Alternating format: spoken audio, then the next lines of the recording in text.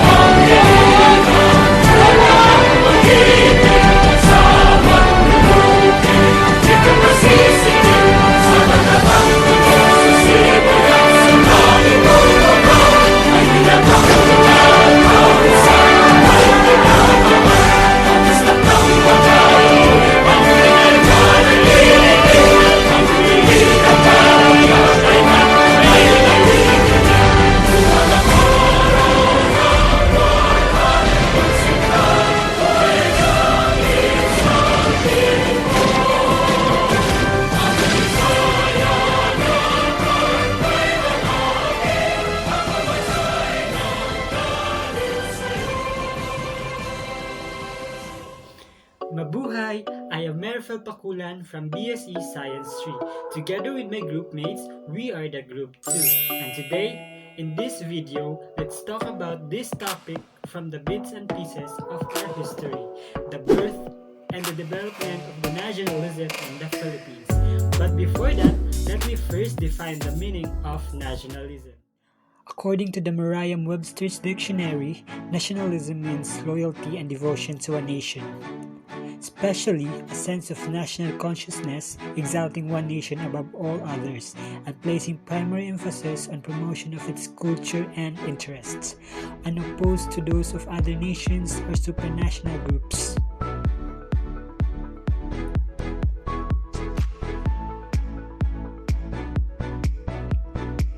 Intense nationalism was one of the causes of the war. It also talks about a nationalist movement or government, meaning that a person or a group that opposing a nationalism. Okay, now we all have the idea about the meaning of nationalism. And so, let's bring this topic to the setting of our country, the Philippines. And one way to do that, first, get your time machine and let us all travel to the past, back in our history. Let's go!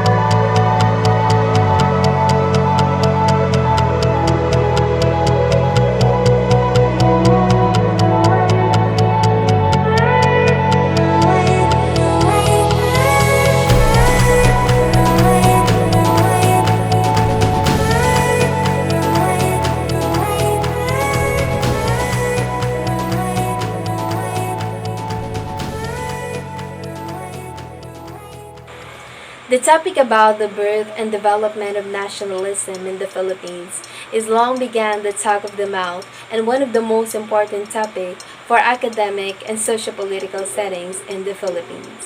And speaking about international studies, let us give the credit to Sean Solis of Church Hill College in bringing this idea on his research about La Patria Adora, which translates to the adored nation or the beloved country. Given this knowledge that the nationalism in the Philippines developed throughout the history, specifically within late 19th century and early century around formerly colonial areas, including the Philippines. The country of Philippines has 7,641 islands and 2,000 of its islands are inhabited. This country has 109 million people of Filipinos and has 170 dialects and languages all over its region.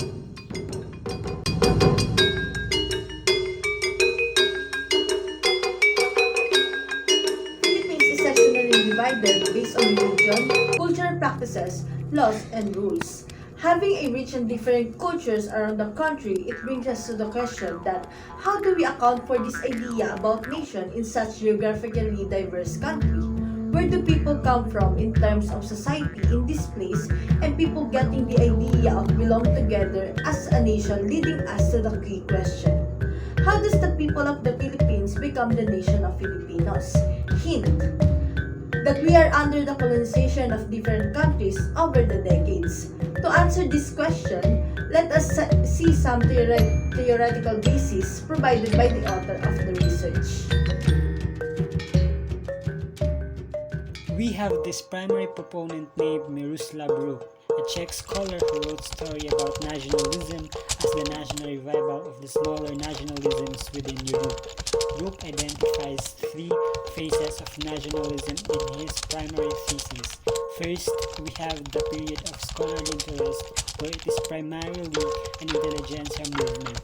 Second one is a period of patriotic agitation. It's the period in which this become more of a mass movement. And then finally, the rise of a mass national movement. It's where the idea of a national identity becomes completely salient within the society. Now, we have this woman named Emma Hutchinson, who have coined the affected communities in world politics, and take the idea of shared collective trauma that a society experiences, that the society can experience this trauma together and have this cultural memory of a trauma, and that can be a uniting factor for the political community. This relates to the experiences experienced by the Filipinos as a cultural trauma during the domination of the Philippine national colonialism. development. First, the Spanish explorer discovered the island of the Philippines and began colonizing the country in the 16th century. As you notice, we have here a huge gap in the timeline, just because the Philippines are being colonized for more than 300 years. The timeline started in the 16th century as the history tells us, and based on the other sources that there are evidences of pre-colonial culture in the country, which probably originated from the Malay area, but sadly, there are no documental sources and solid written language.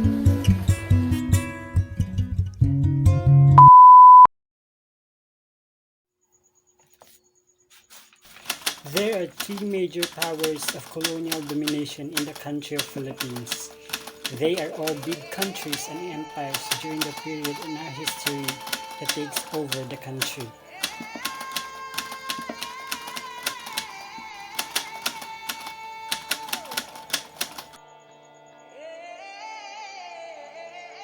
The first conqueror is the Spanish, when this man named Magellan discovered islands in 1521 and thereafter begins to invade the country for over 300 years, and followed by the American occupation. We have this man named Magellan who said, "I shall return."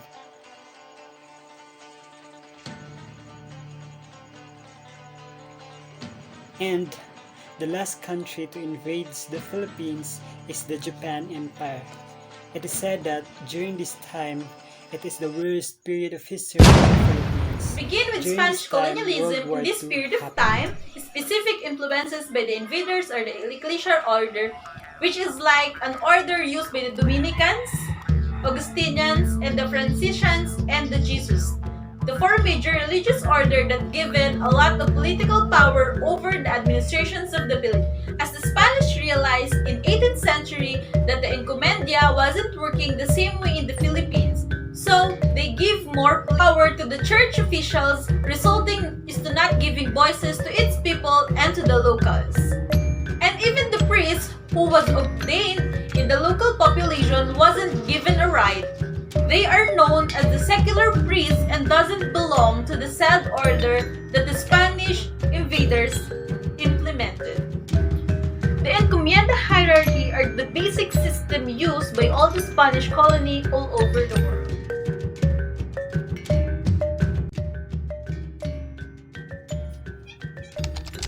The colonial hierarchy exists, the encomienda, though, and so this goes a lot in the kind of Spanish colonial history. The peninsulares normally hold the top positions like captain, the governor general, the captaincy, and this sort of high position in Spanish government. And then we have a population of criollos or the Creoles. They are the Spanish by blood entirely, but born in colonies and never lived in Spain. A growing population over the span of colonialism in the Philippines becomes mestizo, the biggest percentage of the population of the Philippines even up to this day. And lastly, we have the Indios, the native or the indigenous people in the Philippines.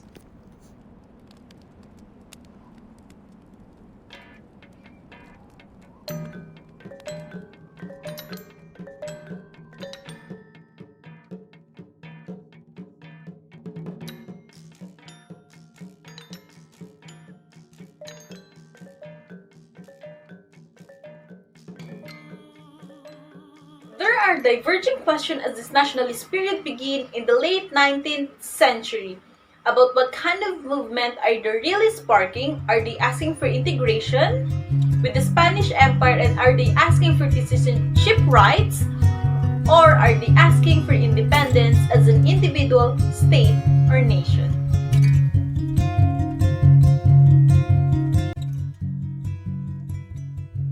So one of the most prominent figures of Philippine nationalism is Dr. Jose Rizal. His full name is Jose Protasio Rizal Mercado y Alonso Rialonda, and he is the Philippine national hero.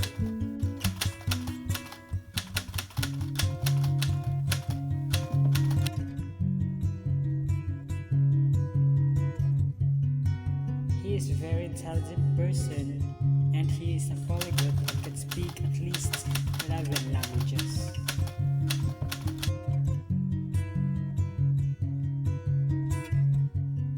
Dr. Jose Rizal is a son of a wealthy landowner, so he was sort of this kind of upper middle class region of the population. He was a Spanish Filipino Creole or a mestizo. Jose Rizal really captures this first period of nationalism, the period of scholarly interest, or kind of more intelligentsia movement in the Philippines. He was a leader of the Elustrado movement, which in English it means that enlightened.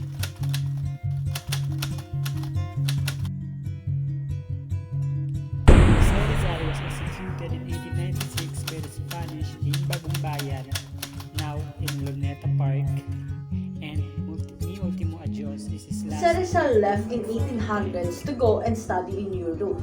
He went to Madrid, to Paris, to Berlin, and took a lot of his time to study in Brussels and form a lot of relationship with other expertise, where he got involved with a lot of idea about what is the nation. As a leader of the Ilustrado, he has this sense that we are the people of the Philippines and why we should not be able to make our own decisions as one and as a nation. However, he is not an advocate for independence but strongly believed and advocated citizenship with Spanish Empire, gaining recognition and status. And he has pieces of literature that promotes strong and vocal nationalism.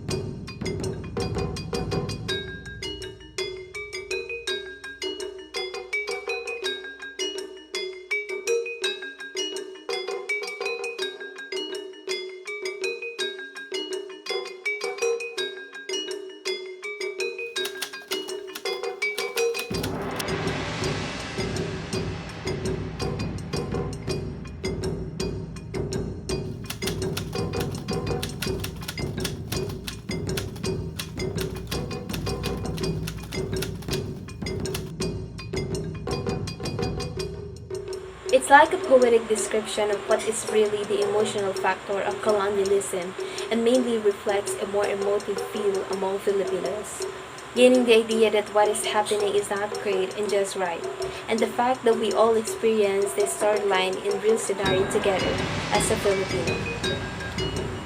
As the novel is mainly on Spanish, it is not accessible to all Filipinos as they don't really understand what is being written and told by the story, but not develops in the Philippines.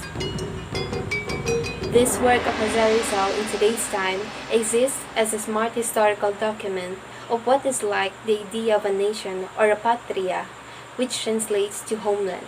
After Rizal's execution, he wrote a poem as his last work, which is written into a Spanish language and explains to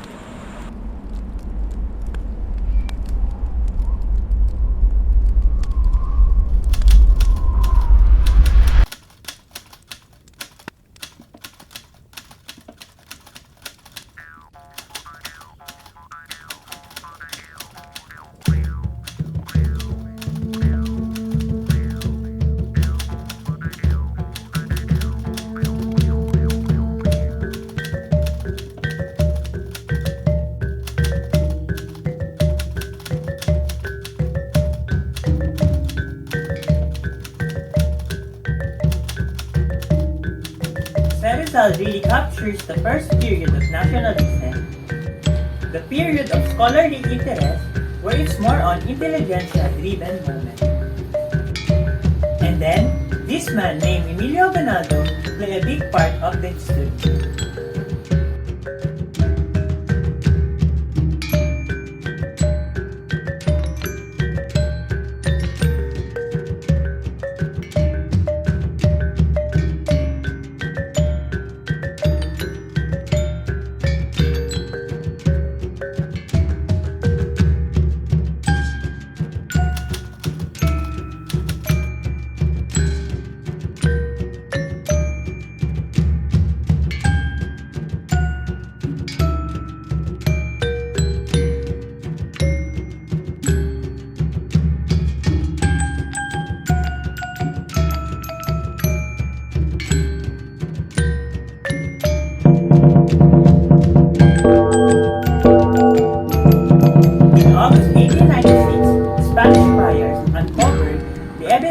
Katipunan plans.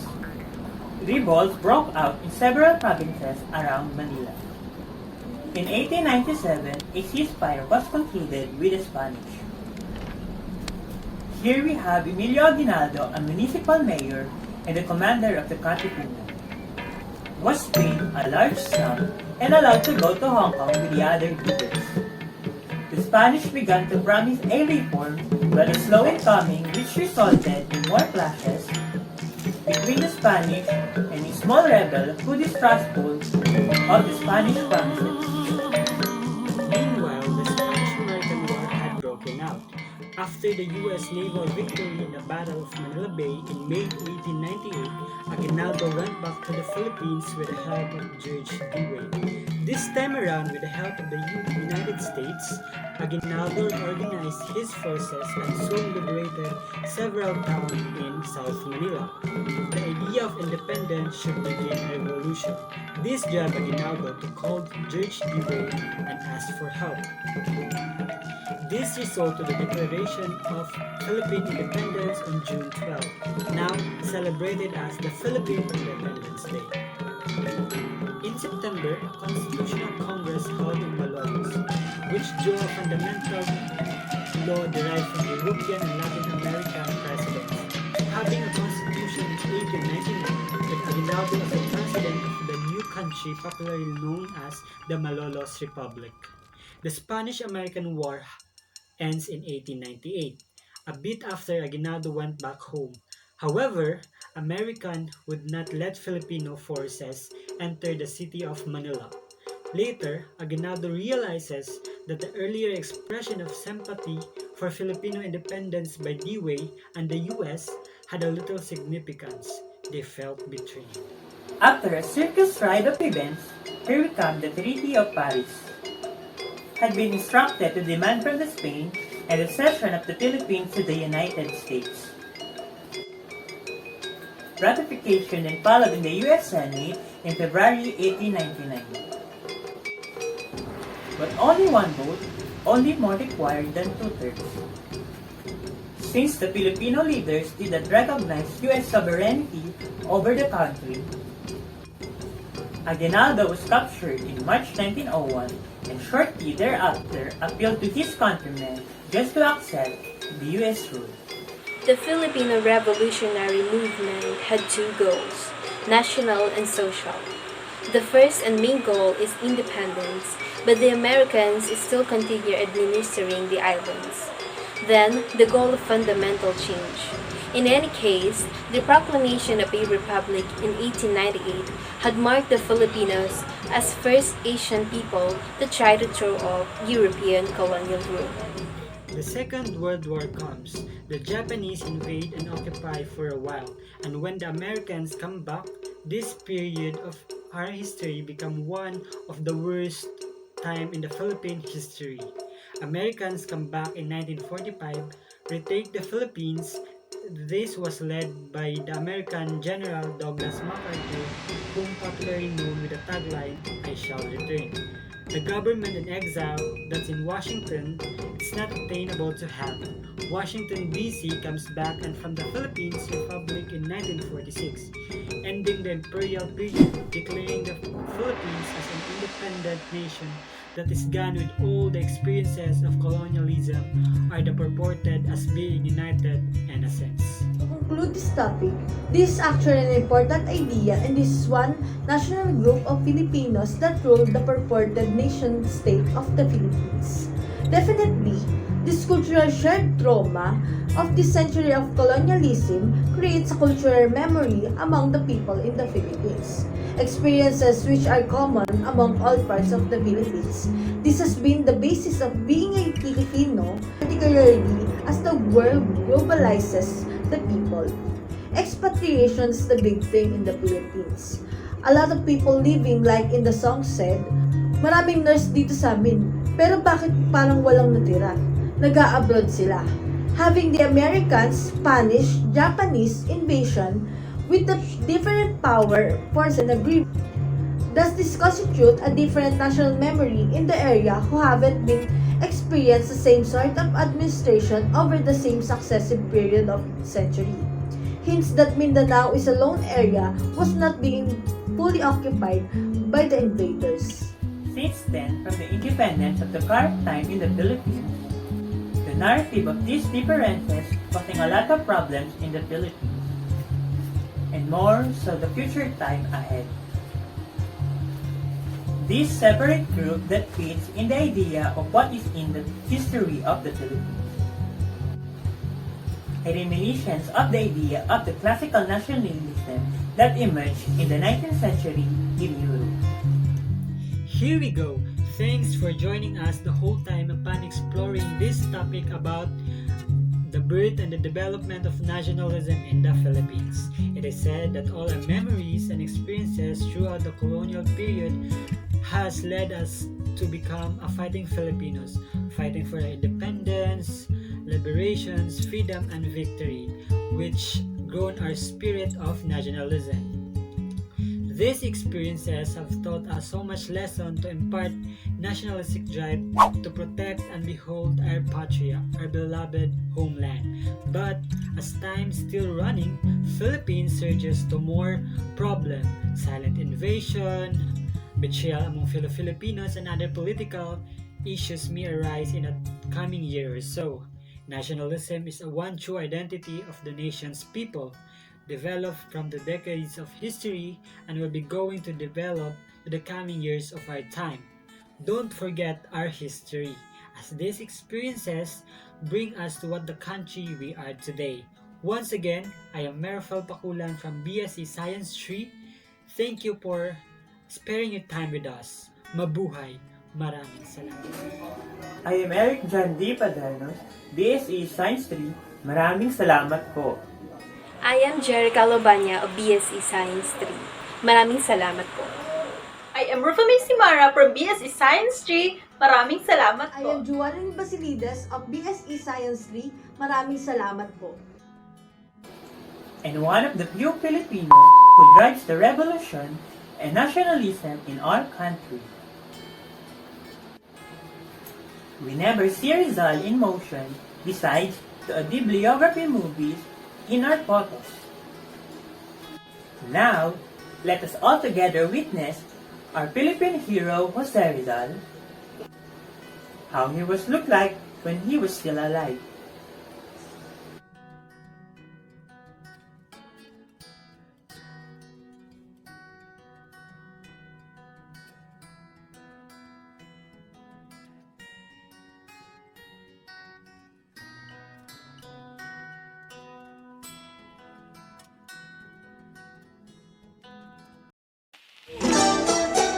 Mga kababayan! Turn up! Tayo'y Pilipino, kahit anong kulay ng balat, isa sa puso. Mapatagalog, Bisaya o Ilocano, walang tatalo sa pagsik ng ating tubo. Isigaw ng malakas ang ating panalo, huwag nang pag-usapan ng mga negatibong pangyayari sa mampanika na sa mundo. Kinabukasan na natin to panalo. Yeah, keep one in your mouth when you're lying and stay on my business or watch you dying. I'm taking my people to heights where you crying, but regular living, and that's what I'm trying to prove. Instead of just lying and booze. First true Filipino rapper on the news. Sit enjoy it if you're cool. Haters can snooze while I put my city on the map. 22 00, Longapo City